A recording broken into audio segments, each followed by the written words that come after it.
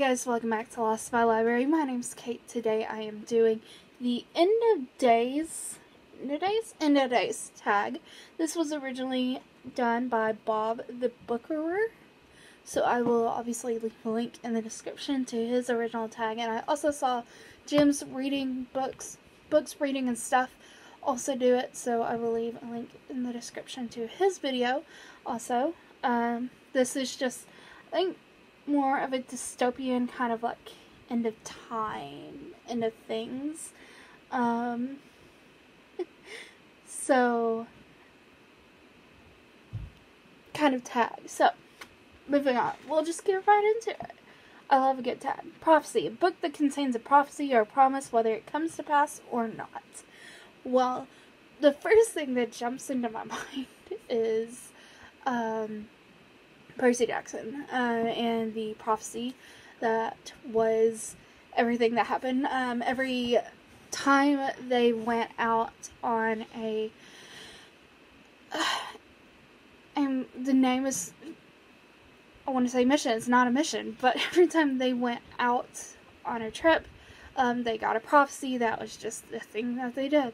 And then in the Heroes of Olympus series, there was the Prophecy of the Seven. So that includes my favorite book, which is House of Hades. So Rick Riordan, through the Percy Jackson series, is filled with prophecy and promises, and it doesn't always end the way you think it would. Especially with like the last prophecy in the Percy Jackson series.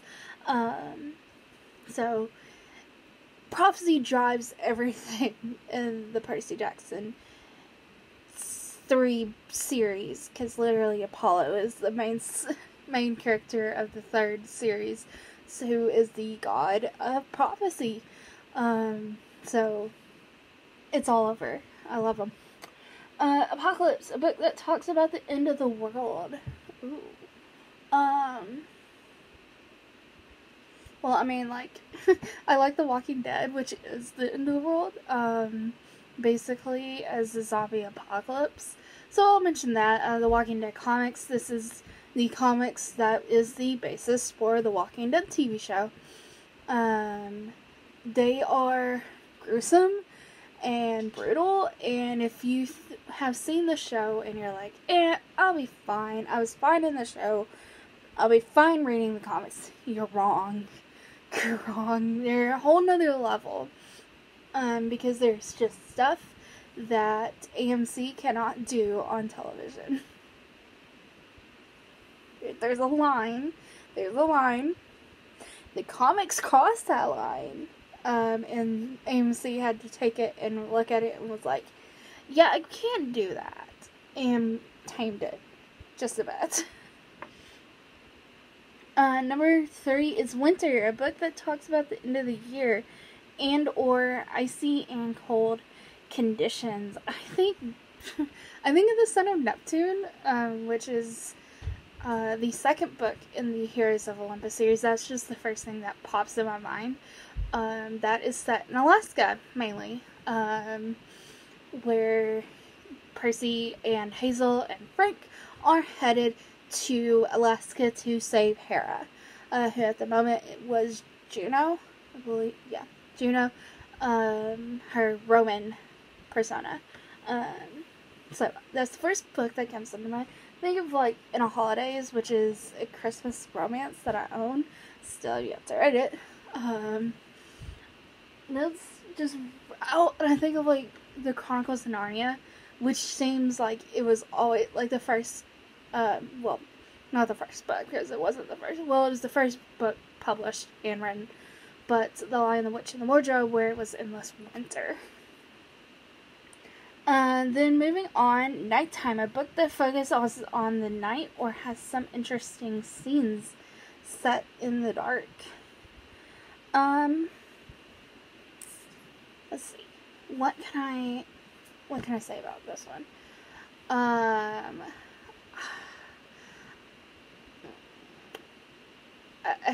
My mind just goes House of Hades because my brain just runs on Rick Riordan, apparently. Because it was dark and Tartarus. It was dark. I'm struggling to think anything that really like stands out to me. Not a book, but a movie that stood out to me is the movie about the town, one of the towns in Alaska that just for a long time doesn't have any sunlight, and the vampires show up and ravage the town. That's what I remember. Something that came to mind. That's how my brain works regarding horror movies, apparently. Next one is Later Life, a book that talks about aging or prominently features older characters. I don't know. Okay, no, I know. It's Not All Downhill from Here, which is a contemporary book I actually read earlier this year, and I was actually pleasantly surprised that I really actually enjoyed it a lot. This is mainly about a black woman. I'm struggling to remember her name, but at the very beginning of the book, something massive happens in her life, and it's just her learning to get over this massive life-changing event that happens, and just living and just being older and what it means to be older, and working through a lot of that. I love the book. I think it's a great book. I was looking for a happier book about the black experience, and if you are also looking for a contemporary book that is happy and doesn't have to be so depressing, It's Not All Downhill from Here is a very good read for that. Okay. Next one is Until the End of My Days, a book that you think will stick with you for the rest of your life, and or you can imagine rereading later and still getting a lot from. I still really like House of Hades. I've loved it since I first read it. I appreciated it more upon reread, but it's just something that's stuck with me for a really long time. And I think stuff like And Then There Were None is going to stick with me. I think about books I read in college where we had good conversations about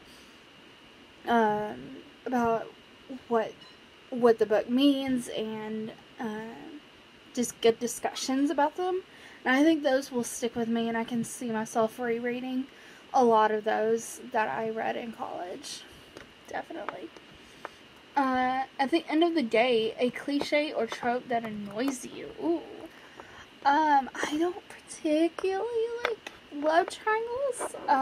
They can be done. I just don't I don't really like love triangles just because they can be annoying.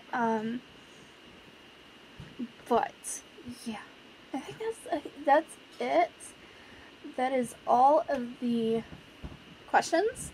So I thank you guys for watching, and if you enjoyed this video, go ahead and leave me a like, comment, and subscribe, anything you'd like to do. I thank you guys for watching. Go be a good cabbage today. Do something good for someone, even if it is for yourself, and I'll see you in my next video. Bye, guys.